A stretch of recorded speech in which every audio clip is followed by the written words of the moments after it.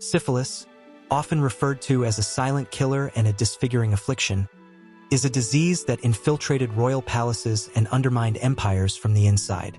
It showed no regard for crowns or noble lineage. Behind the regal portraits, beneath luxurious silk sheets and golden thrones, one could find shattered minds, decaying bodies, loveless unions, and hidden infections. In this episode, we reveal the top 5 royals afflicted with syphilis and the harrowing secrets they left in their wake. Luís I was born in 1838 as the second son of Queen Maria II. He was never intended to ascend to the throne. His elder brother, Pedro, was crowned king at the tender age of 16 following their mother's death during childbirth. This circumstance left Luís with all the privileges of royalty but none of the burdens. It was a dream existence for a young royal. He immersed himself in literature, acquiring new languages and delving into various texts. Indeed, Luís had such a passion for Shakespeare that he translated many of the bard's works into Portuguese. However, Luís was not merely an intellectual, he was also a charismatic individual who utilized his charm and linguistic skills to captivate numerous women. Life was splendid. He was the playboy prince of Portugal. A calamity soon struck. In 1861, a lethal outbreak, possibly typhoid or cholera, ravaged the royal family.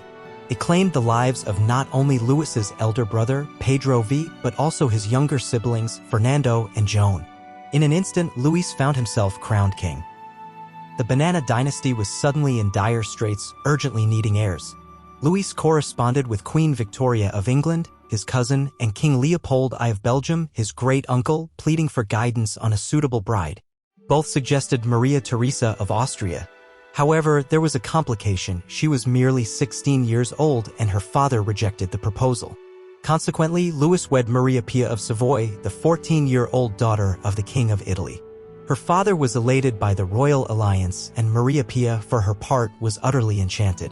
Her new husband was attractive, creative, and intelligent. By the time she reached the age of 18, she had already given birth to 2 sons and had fully accepted her role as a dedicated mother.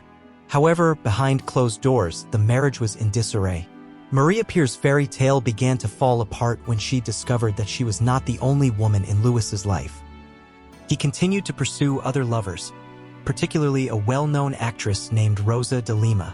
The queen, heartbroken and enraged, started taking extended trips abroad, and it is rumored that she may have engaged in her own clandestine affairs.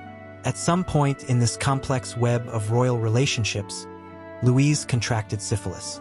Initially, the infection remained dormant, but in 1887, the disease re-emerged with a vengeance and struck hard. Luís developed neurosyphilis, a frightening advanced stage that affects the brain and nervous system. He experienced depression, mood fluctuations, severe headaches, seizures, and a gradual decline in mental faculties. The once charming scholar king had become a mere shadow of his former self. He passed away in 1889 at the age of just 50 after enduring years of silent suffering. Born in 1632, Abbas II ascended to the throne of Persia, present-day Iran, at the tender age of 9.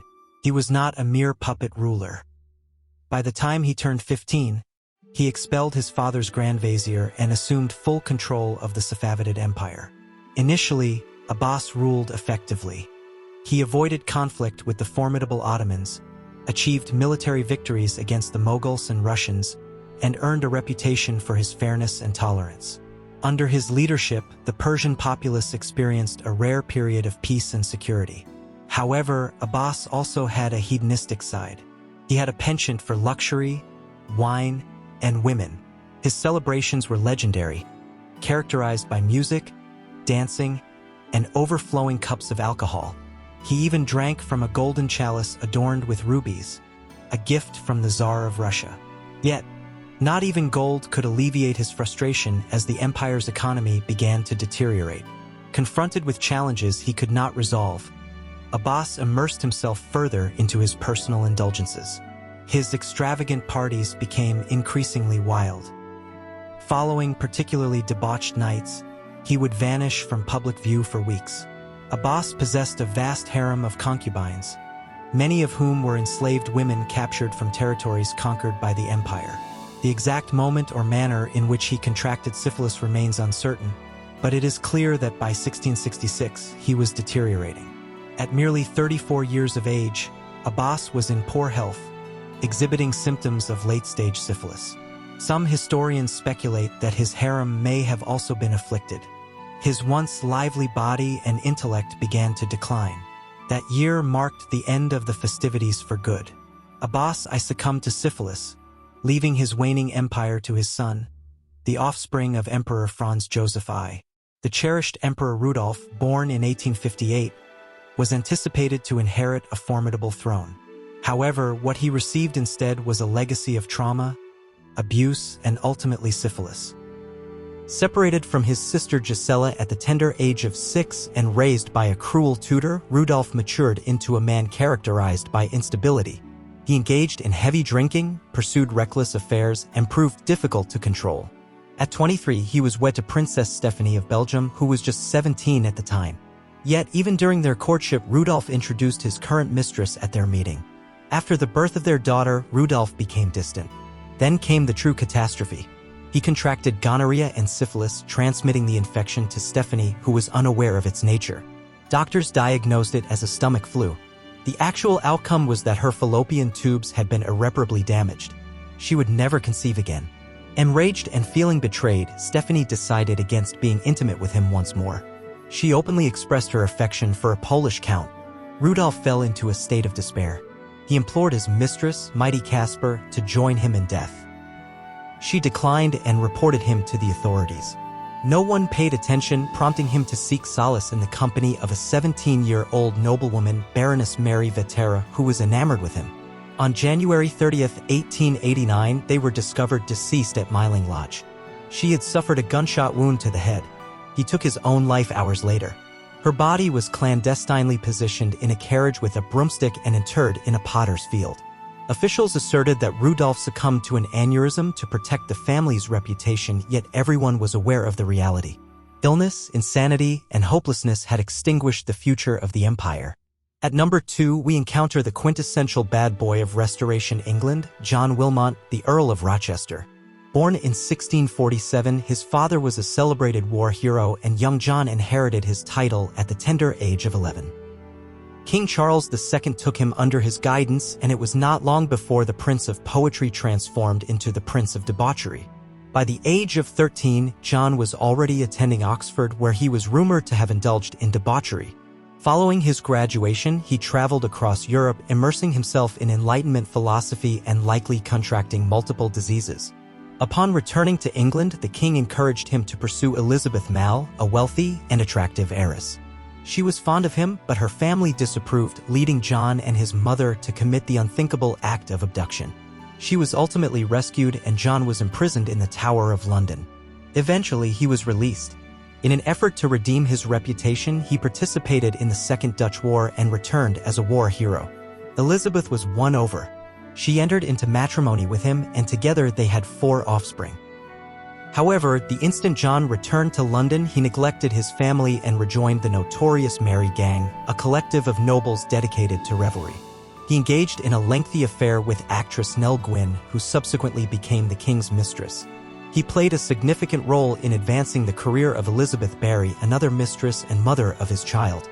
Yet, as her fame escalated, John grew resentful and abandoned her. Amidst this turmoil, he composed sharp satire and brilliant poetry. However, when he ridiculed the king's sexual fixations in a play staged before the court, he faced banishment, adopting the alias Dr. Bendo.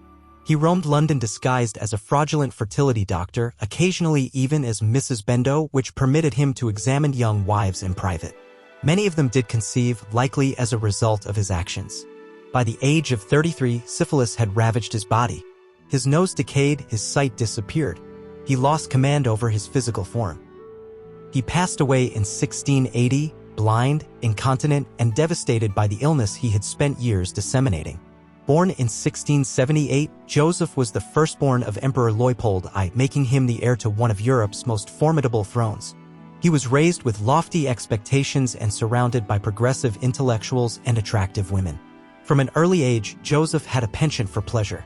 He hosted extravagant parties, entertained opulently, and indulged in countless affairs. However, upon reaching the age of 21, his mother, Empress Eleonina, had reached her limit. She desired her son to establish a family. Her selected bride was Wilhelmina Amalia of Brunswick-Lundberg, a serious and devout woman who was 5 years his senior.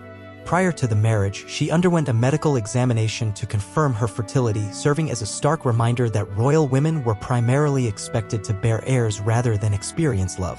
The wedding itself was a magnificent event. Initially, they experienced happiness, but this joy was short-lived. Joseph soon became disenchanted with monogamy. Whenever he departed for a hunting expedition, his close associate, Count Lambert, would supply him with young peasant girls for his enjoyment.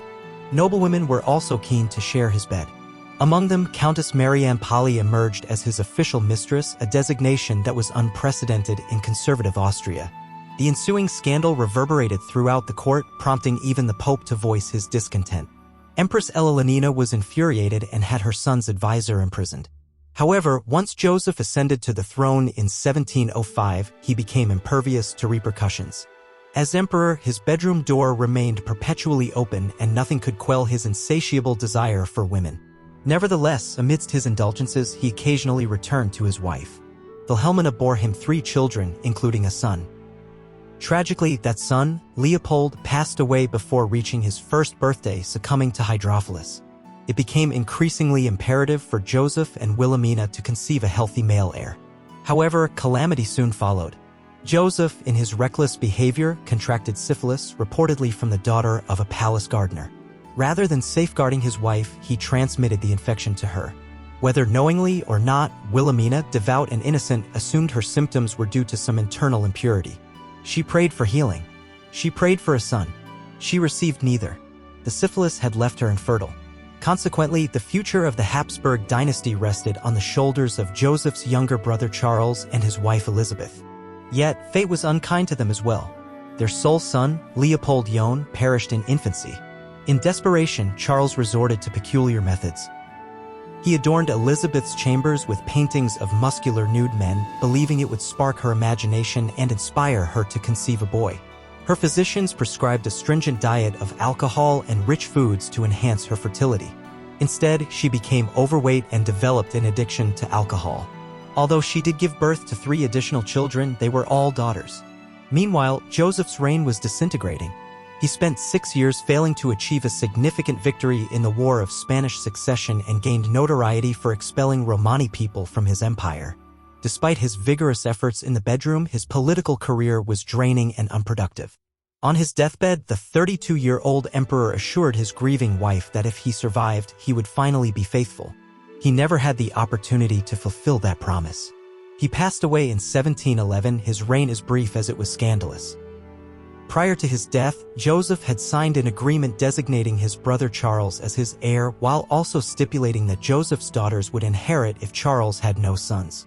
However, Charles was not in agreement with that.